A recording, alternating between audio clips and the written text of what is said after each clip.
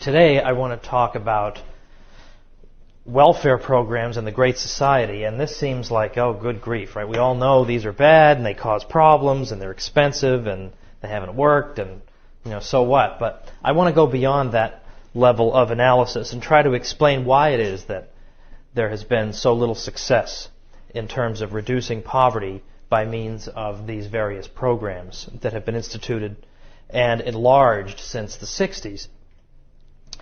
And when I say that they have not been successful, what I mean is from about 1950 to 1968, the poverty rate was decreasing by about a percentage point per year.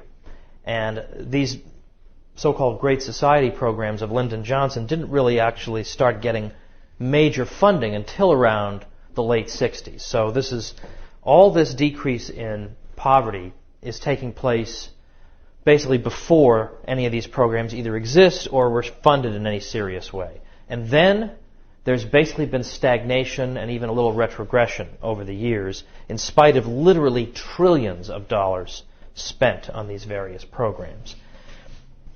So what I want to do then is begin by pointing out a book that is very influential. What I have here is the 10th anniversary edition from about 1995. And it's a book I make mention of in my own book. It's called Losing Ground by Charles Murray, and the subtitle is American Social Policy, 1950 to 1980.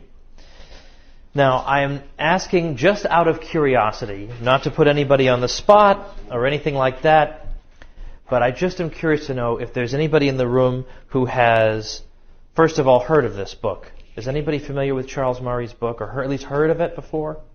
Heard of it. Has anybody read the thing? No. Okay, and I don't in any way mean that this counts as a demerit against you in any way, but that makes me feel better, that I'll be imparting something that you don't know or have not heard before. That's actually useful. But it actually is a great book. It's really worth reading. It's really worth reading. You hear a summary of it and you think, okay, that's all I need to know about it. But I'm telling you, this is an enormously useful book, and it's very, very rare that a book on social policy would not only still be in print years later, but actually come out in a brand new 10th anniversary edition.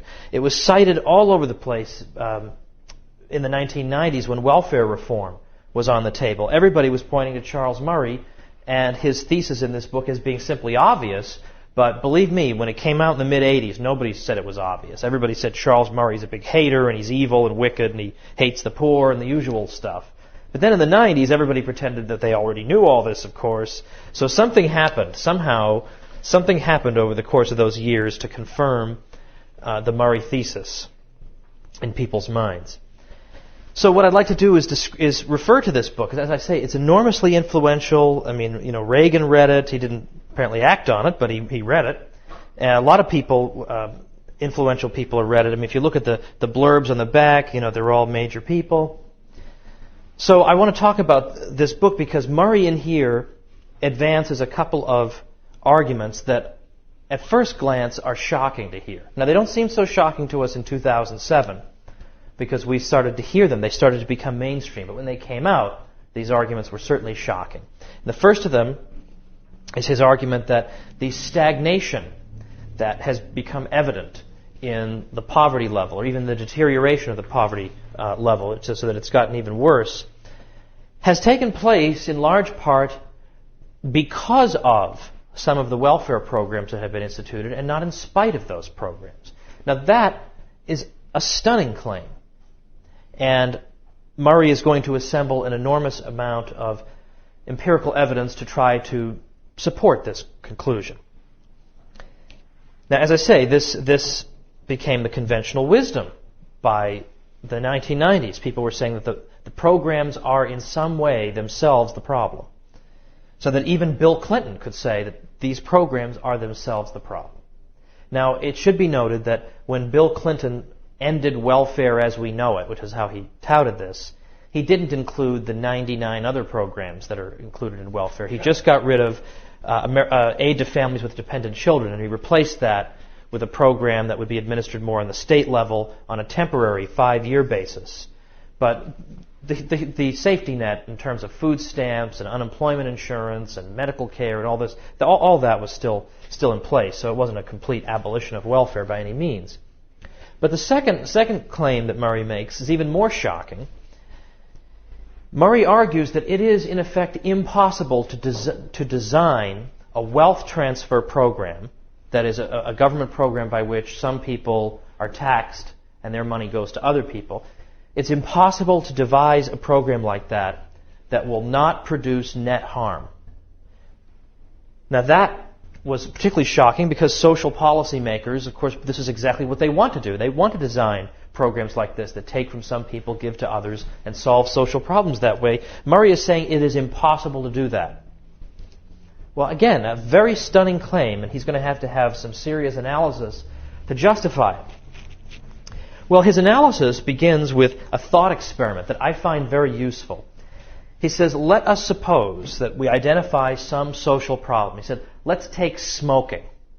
Okay, now, smoking is the most politically correct social problem there is. Smokers are despised and hated by everybody. But let's take smoking, because it's a useful example. Let's suppose the government wants to reduce smoking. They want to cut down on the number of smokers, and or they want to cut down on the amount of smoking that smokers are doing. One way or the other, they want to discourage smoking. Well, how are they going to do this? Let's suppose they establish a program, the anti-smoking program. Obviously, people aren't going to quit smoking if you offer them, say, $2. Here's $2, go ahead and quit smoking. That would not be a sufficient inducement for most people. However, I think there's hardly anybody on earth who wouldn't consider quitting smoking if you said, I'll give you $2 trillion to quit smoking. And certainly everybody would quit there. So Murray's point is that if you're going to establish an anti-smoking program, and later on we'll see how this applies to welfare, you have to offer a sufficient inducement to people to get them to stop doing the undesirable behavior, namely smoking. So you have to give them obviously more than $2, but at the same time, there are limits in this world. You can't offer $2 trillion to everybody. You've got to come up with some reasonable figure that will be a sufficient inducement to discourage people from engaging in the undesirable behavior. So Murray suggests, let's suppose we use the figure $10,000. We'll give you $10,000 if you quit smoking. Now this is back in, his book came out in 85, so this is in 1985 dollars. So maybe that's $20,000 now, but let's just use the $10,000 figure.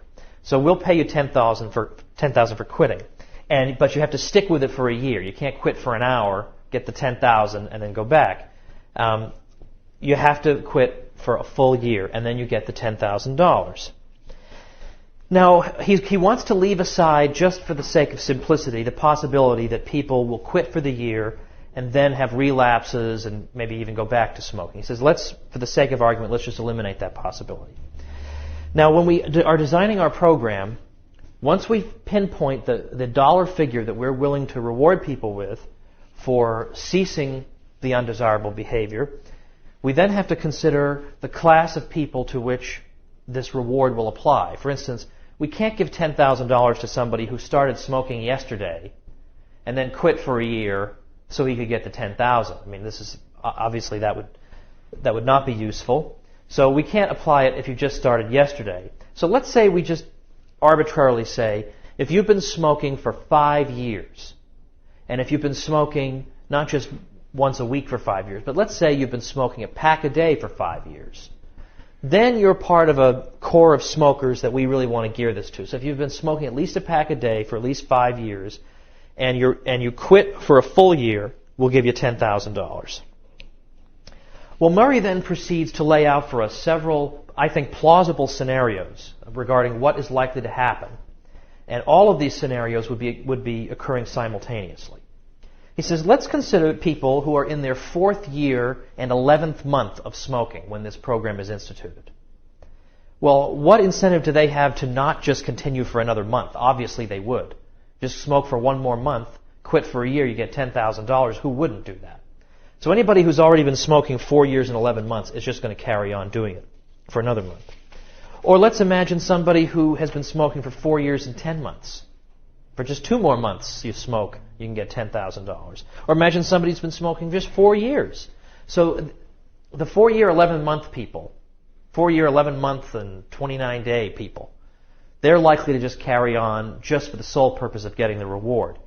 Now that's less true when you get down to people who've been smoking for 4 or 3 or 2 years. But that incentive is still there, albeit somewhat diminished. So imagine, again, you've been smoking for 4 years. If you smoke for 1 more year, you get $10,000. Now this is before we had the kind of high cigarette taxes we have now, where smoking for another year might cost you $10,000. But so let's just eliminate that. Well, let's remember, first of all, that it's much more difficult to kick the habit once you've been smoking for 5 years. So in a way, it's like welfare dependency. You think, well, I'll just start in on this program and surely I'll be able to wean myself off it years from now. But you find that it's actually much more difficult to do so. So that, let's say you were a teenager and you started smoking partially thinking, well, look, 5 years down the road, I'll quit and get 10 grand. It's quite possible. I mean, teenagers are stupid enough to do that. I think I'll start this destructive behavior just to collect $10,000 5 years from now. They get 5 years from now and they realize that $10,000 is no longer a sufficient inducement to get them to quit. It's got too much of a hold on them. But meanwhile, you've enticed them into smoking. And you've enticed the most vulnerable people who were at the point of their lives when they were really going to make fundamental life decisions. Now they've begun smoking. Now, what about people who are smoking a half a pack a day? Well, what incentive do they not have to just begin smoking a pack a day so that they qualify for the reward? Or imagine somebody smoking 19 cigarettes a day. Obviously, that person will start smoking 20 so as to qualify. People smoking 18 are likely to increase to 20, and so on. So this reward of $10,000 would be the factor that would make the marginal non-smoker become a smoker. And when I say marginal non-smoker, the word marginal in this sense means somebody who is only this close to being of being a non-smoker. This person is this close to being a smoker. So if I say, if I'm talking about marginal farmers, I mean somebody who is just barely making it, and if anything unexpected happens, he's just ruined. Okay, he's just on the margin there. Well, likewise for smokers. Somebody who is marginal, could go either way, doesn't really care. You suddenly offer $10,000, these marginal folks are likely to do it. Well, if you suddenly start saying $10,000 5 years down the road, well, the marginal people may go for that. So the difficulty facing a policy analyst is that you need to come up with sufficient inducement to get people to stop doing what you want them to stop doing. But the inducement cannot be so great that it will encourage other people to either begin this activity or increase this activity. Now let me quote a bit from Charles Murray's book here. He says, now, if 90% of the population had been smoking for 5 years when the program began, we might still argue that the program would show a net reduction in smoking. But only about 15% of the adult population smokes a pack a day or more. Let us estimate that a third of this number have been smoking at that rate for more than 5 years. If so, our plan has the potential for reducing smoking among 5% of the adult population and the potential for increasing smoking among 95% of the adult population. It is exceedingly difficult to attach numbers to the considerations we have just reviewed without coming to the conclusion that the program as specified would have the net effect of increasing both the number of cigarettes consumed and the number of smokers. And at this point, Murray challenges his readers to think up an alternative to his program. If you think that maybe the reason my program on net probably increases smoking is that I've just designed it badly, then you recommend something that would be better. And he said every recommendation you can come up with is going to contain the same kind of moral hazard, the same kind of inadvertent enticement to begin this conduct that his own program has. So it disproportionately attracts people to this behavior rather than to discontinue it. Murray then lays out for us several what he calls laws of designing social welfare programs.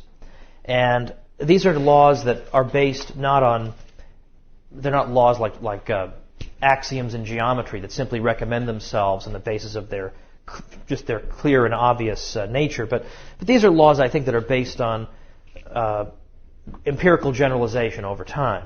And his first such law is the law, what he calls the law of imperfect selection. And he says any objective rule that defines eligibility for a social transfer program will irrationally exclude some persons. Well, what does that mean? Well, I think we all can think of examples of people who were really in terrible, terrible circumstances, but somehow didn't qualify for any assistance at all, right? Because they, for some reason, either just the wording of the legislation didn't quite apply to them, or they weren't clever enough to figure out how to become eligible, something. But we all know cases of people, I think, where they just didn't apply for anything. They weren't able to get anything. Whereas we also know people who clearly didn't deserve anything, who have spent years and years living on the public dole. So there is going to be this imperfect selection. How do we cope with this imperfect selection? Like any program we institute is going to inadvertently exclude some people who should be covered by it. So how do we deal with that? Well, in the old days, the way you would deal with it is you would, rather than say, let's broaden the eligibility requirements so as to make sure that every single person who could possibly need help will definitely be covered. That would be one way of dealing with it. But in the old days, I think the attitude would have been more likely to say, it would be better actually to have a few worthy people not actually get it than to increase the eligibility requirements so much as to be sure to cover everybody. Because when you begin to do that, you undermine community values about work and about the necessity not to live off your fellow man. So it would be better to just keep the eligibility requirements perhaps irrationally restricted than to just make them more broad. Whereas beginning in the 60s, the opposite conclusion began to hold. Because you began to hear much more often the argument that poverty is a problem with the system. It's a systemic problem. It's a problem inherent in the market economy. Nobody is to blame for it. And I don't mean to say that everybody who's poor has only himself to blame because he's just a bum. I don't mean to suggest that at all. But certainly I think it's reasonable to say that some people are poor because they're very bad money managers, or they're buying $300 sunglasses the day before their rent is due, that sort of thing. I mean, these people do exist. There are people like this in the world. But the argument began to be in the 60s that people are poor because, it's inherent in the system. There's just, it's in no way, they have no personal responsibility whatsoever. So there's no shame. In that view, there's no shame in taking welfare because it's in no way your fault. You bear no responsibility for the condition you're in.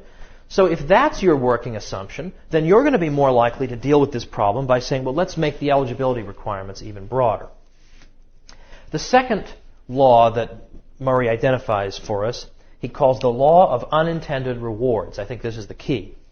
He says any social transfer, that is, expropriation of one person to benefit another, increases the net value of being in the condition that prompted the transfer.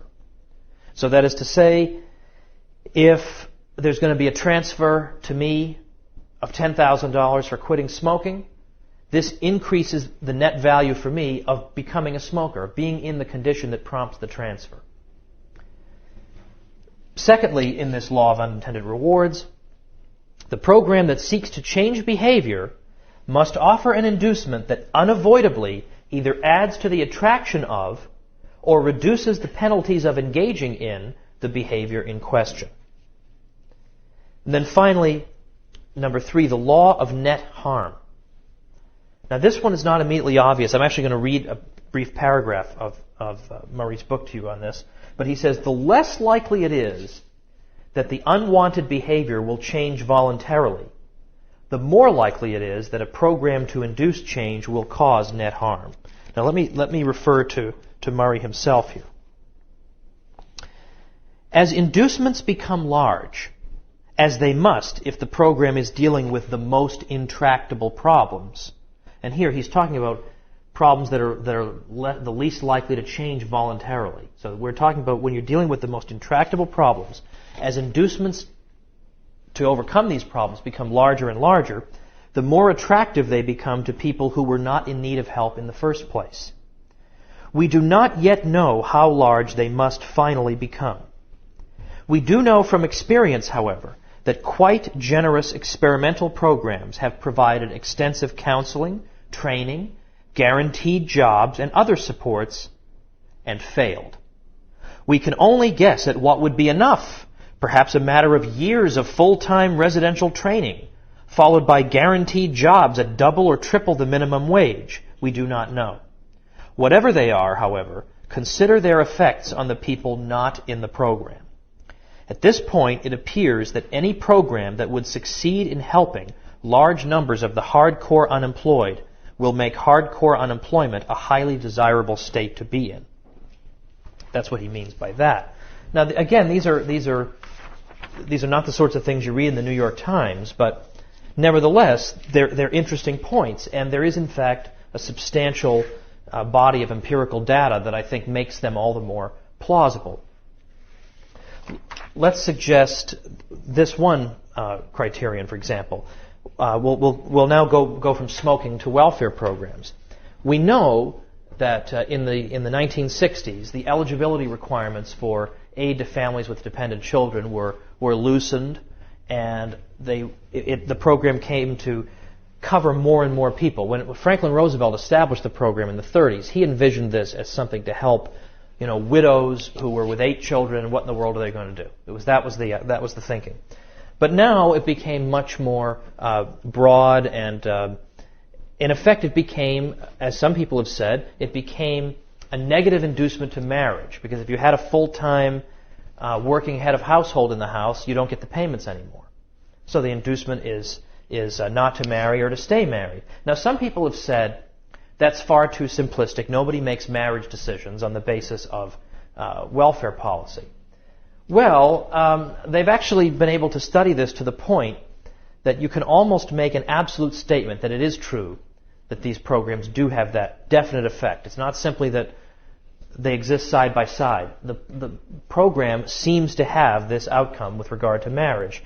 And from about the late 60s to the late 70s, for about 10 years, there was a series of experimental programs carried out in various cities across the country to see what kind of effect there would be if people were offered a guaranteed minimum income. Would it decrease the amount of hours they worked, and would it make them less likely to get or stay married? And what they found was that family breakup was much higher in the families that were getting the guaranteed income, because in effect the state became the father. So the family structure was dispensable.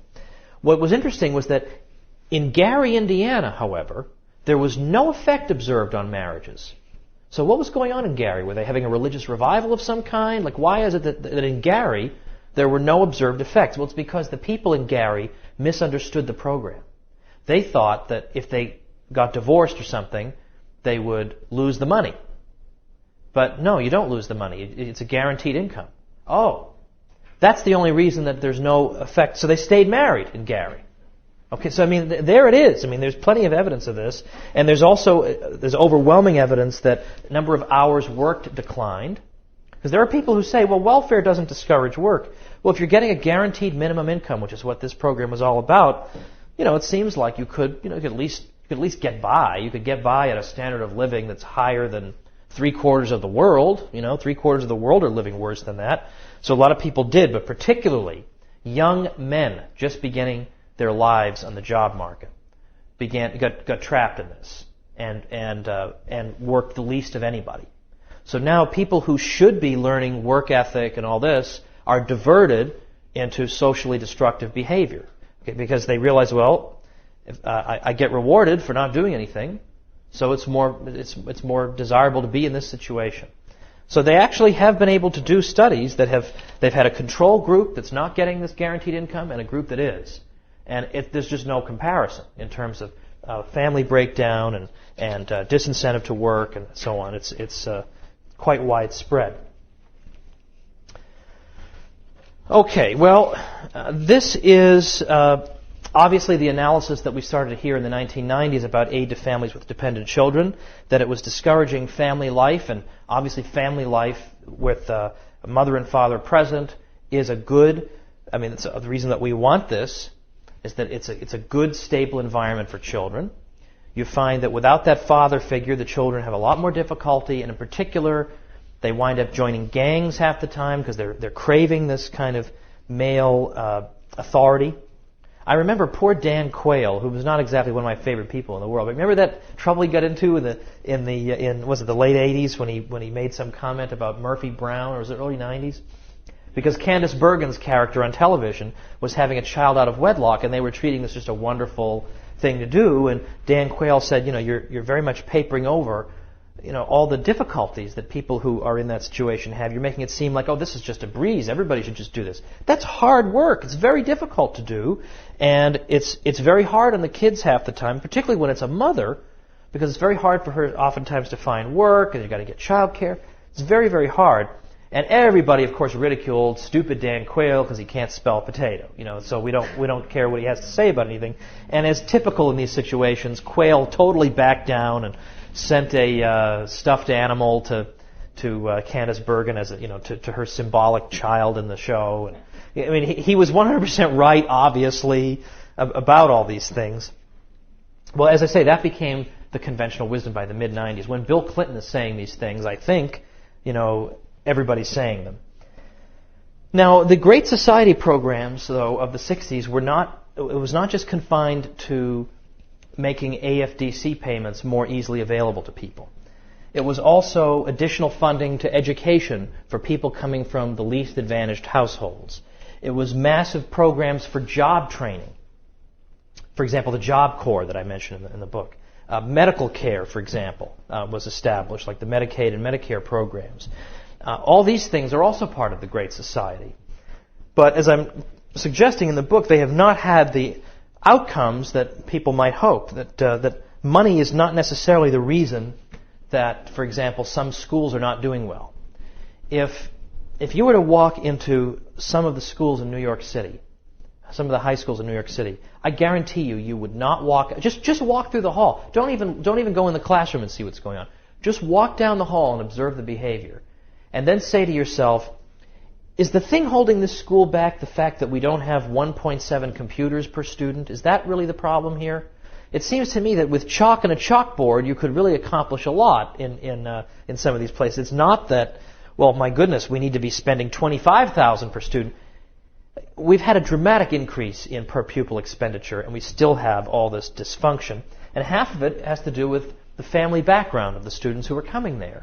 Obviously, if you've got all kinds of problems at home, that's going to be reflected in your academic performance. Whereas if you have a supportive household that's interested in what you're doing and demands standards of you, you're going to have much more success. But in a lot of places, you don't have that. So billions of dollars were poured into these programs, but they had very, very little to show for them. The one program that people do point to as being successful along these lines is the Head Start preschool program. But it turns out that this program, again, had billions and billions of dollars spent on it. Turns out that any gains that a student gets from the Head Start program, as soon as they start the next year of school, all those benefits are gone. They've disappeared. They're not there. They don't persist. So again, the thinking is that if we just spend money, everything will be fine. It'll show how generous we are, but not necessarily so. I mentioned the example of the Job Corps program. The reason people are unemployed is they just don't have enough opportunity. So the Job Corps was going to take hardcore unemployed young people, 100,000 of them, and go and give them job training and this and that. And what was found was that, well, first of all, violence keeps breaking out in these job training programs. You wind up with the situation where you're paying about as much to send every one of these students to Harvard as to actually participate in the program. You find that people who complete the program, and by the way, 2/3 of the people didn't even bother to complete a free job training program. So, hello. But if you do complete it, it turns out that you didn't do any better on the job market in terms of wages than people who were accepted to the Job Corps but never showed up for it. So again, you've now spent the equivalent of a Harvard tuition, and you have exactly zero results. Zero. Nothing. The Job Corps has consistently been like this, isn't it? It's not like they've had years where they've said, hey, this year the Job Corps did really well. But yet this is the one program that gets funded more and more every year. Every senator wants to say, look what I brought home. It's the Job Corps for my constituents. My colleague Mark Thornton, who's another senior fellow here, was telling me, I don't remember all the details, but he was telling me about in Alabama there was some job training program, and for 1 year they wanted to study how many people went through the job training program, completed it, and then entered a field for which they had been trained, and the answer was 1. That was the answer. So anyway, that's another matter. We can get Mark back in here. Some of you know him. All right, so I already told you about all the different manifestations of welfare. It's also the case that in order to stay out of poverty, there are relatively simple things people can do. Even if you keep a minimum wage job for a year, which typically, on average, you're not earning minimum wage after a year. You're almost always bumped up from that. But even if you had a minimum wage job for a year, and you stay married for a year, and you've completed high school, then you have almost no chance of being poor. But again, the incentives that are produced by some of these programs are such that they make it much easier for people not to take that very first important step. The key point to remember, I think, is that human beings are not naturally inclined toward hard work.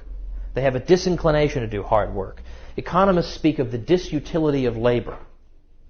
Albert J. Nock and others have pointed out the obvious fact about human nature, that human beings are anxious to seek after wealth with the least possible exertion. And Nock then goes on to, I just might note incidentally, make the point that this is why government can be such a dangerous institution, because given that people prefer to work and get remuneration with the least effort possible, well, people would much rather get their loot and get their money through no exertion at all, or through using political means to get the government to take some people's money and give it to them. I mean, that's much easier than going out and working. We all have this inclination to do that. And I don't just mean poor people, I mean big business too. It's a lot easier than competing on the market is filing an antitrust suit at the Justice Department, or getting some special subsidy, or crippling your competitors through the government. So the government is always there to make it possible for you to get stuff without really working for it. And so the danger here, and this is what Murray is pointing out, is that any time you say, well, we need to give free this and free that and free this and free that to everybody, and then after that we have to give 17 more free things, every time you do that, you take people who are only marginally in the workforce, who are this close to just dropping out and just saying, heck with it, I'll get the free payments. Every time you expand that, a whole other class of people drops out of the labor force. It says, well, then I was only barely willing to do this in the first place, now I'm not doing it. The more generous it becomes, the less work gets done, the fewer people want to do it. Now, I tried to make mention in the book, I tried to at least quote a couple of passages from the Murray book, because I think these are really, really valuable passages. Murray points out that in the 1960s, a lot of the incentives changed. And he says that all the changes in the incentives pointed in the same direction. It was easier to get along without a job. It was easier for a man to have a baby without being responsible for it. For a woman to have a baby without having a husband. It was easier to get away with crime. Because it was easier for others to get away with crime, it was easy to obtain drugs. Because it was easier to get away with crime, it was easier to support a drug habit. Because it was easier to get along without a job, it was easier to ignore education. Because it was easier to get along without a job, it was easier to walk away from a job and thereby accumulate a record as an unreliable employee. Well, there is also the fact that the 60s saw the promotion of what became known as the welfare rights approach, that people should not only not be ashamed, but they should consider it a positive good to receive welfare because they are entitled to it. It's not something that society grudgingly accords them, but they are entitled to it as a right. So Murray says that this idea is incredibly destructive because it undermines what he called status rewards. So he says that at least the working poor family used to, if they had nothing else, they had the dignity of knowing that they were not being a burden to their neighbors and they were supporting themselves. Now, under this new philosophy that they're entitled to get welfare payments, now they just seem stupid for not doing it. So again, Murray says, once these highly functional sources of status are removed, the vaunted work ethic becomes highly vulnerable. The notion that there is an intrinsic good in working, even if one does not have to, may have impressive philosophical credentials, but on its face it is not very plausible, at least not to a young person whose values are still being formed. To someone who is not yet persuaded of the satisfactions of making one's own way, there is something laughable about a person who doggedly keeps working at a lousy job for no tangible reason at all. And when working no longer provides either income or status, the last reason for working has truly vanished. The man who keeps working is, in fact, a chump. Now, it has been alleged that people are on welfare because there just aren't enough jobs for them. But black unemployment really began taking off in the 1960s. The number of people on welfare began exploding in the 1960s. And so people always say, oh, yeah, it's because there just aren't enough jobs. Well, actually, there was a jobs boom in the 1960s. And New York was particularly prosperous, and yet New York has got tremendous increase in the welfare rolls at that time. So what exactly is going on? Well, some of the incentives that I've described, I think, are plainly in effect. It's also the fact that, by the way, if you ask people who are jobless at that time, are you jobless because you can't find work? 3/4 of them said no. 3/4 of them said no. And what's also interesting, by the way, is that I don't know if you've ever seen any of these studies where they ask people, do you recycle? Of course, everybody says, yes, I recycle because they don't want to go to jail. But when you ask them, do you think your neighbor recycles? The answer is overwhelmingly no. Well, everybody is somebody's neighbor, so somebody's lying here. Okay, well, similarly, there have been studies where people have asked the poor or unemployed, or there have been studies just in the black community where they will ask people, are you, how would you describe yourself? And they say, well, industrious, whatever, responsible. Now, can you describe your neighbor? Oh, he's a bum, whatever, doesn't do anything, he just sits back and collects money. Well, again, everybody is somebody's neighbor, so somebody's lying here. So it's interesting that even the poor will say, I'm surrounded by people who just refuse to do legitimate work. But New York City is a classic example. I mean, I came from Massachusetts. I lived in New York for quite some time. And between 1945 and 1960, the number of people on welfare increased by 47,000. But from 1960 to 1965, just a 5-year period, it grew by more than 200,000. By 1971, after a decade of extraordinary prosperity, great prosperity ever since World War II, there were nearly 1.2 million people on welfare in New York City alone, which means that there were more people on welfare in New York City than the entire populations of 15 states of the Union. And one can go on about the various jobs that were available. Jobs that were going unfilled in the 1980s were jobs that simply required you to be able to understand how to divide 100 by 4 or understand what 75% means. And these were going unfilled.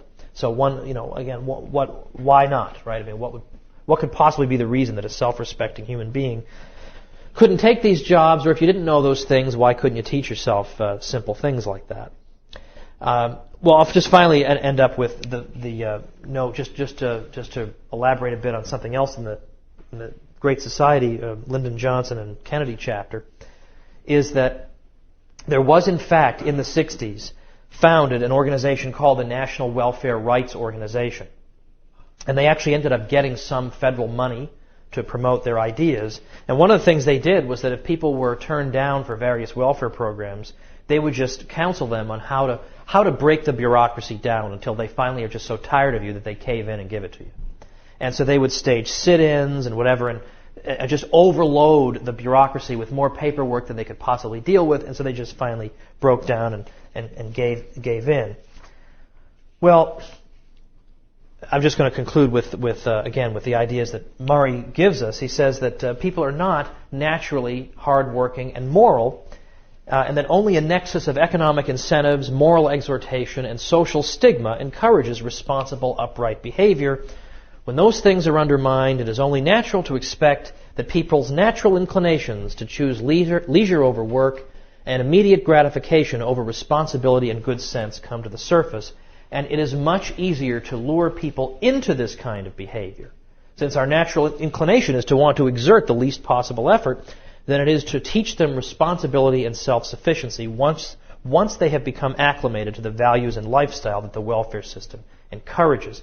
One absolutely final note is that a gentleman I've had some correspondence with and spoken to a number of times, David Beto at the University of Alabama, has written a book on the title of it's escaping me now, but it'll come to me. But Beito wrote a book on, it's called from something to welfare state. I can't remember what it is. But he did a study of fraternal organizations in American history, and that these voluntary associations in the old days provided a lot of the services that now the welfare bureaucracy provides. They provided to their members assistance during emergencies or help with burial expenses or things of that nature. These organizations provided them. They were able to get, by pooling their resources together, they were able to get group discounts on medical care, get very inexpensive medical care. But Beto and others have pointed out, and Murray in another one of his books called In Pursuit of Happiness and Good Government, have both pointed out that one of the results of these massive welfare bureaucracies is that sometimes we use this term, they crowd out private initiatives to help the poor, because, if I'm already paying my taxes and I'm getting these things from the government, what's the point of having the Elks or the Moose Lodge or something help me? There's no point in having that now that the government's doing it. So a lot of what had been done in the past was simply not done anymore as a result. So these private approaches were crowded out because the government then kind of takes over. There's less and less for these other groups to do, and they wind up not exercising these functions anymore, and society becomes more dependent on government, less independent than it used to be.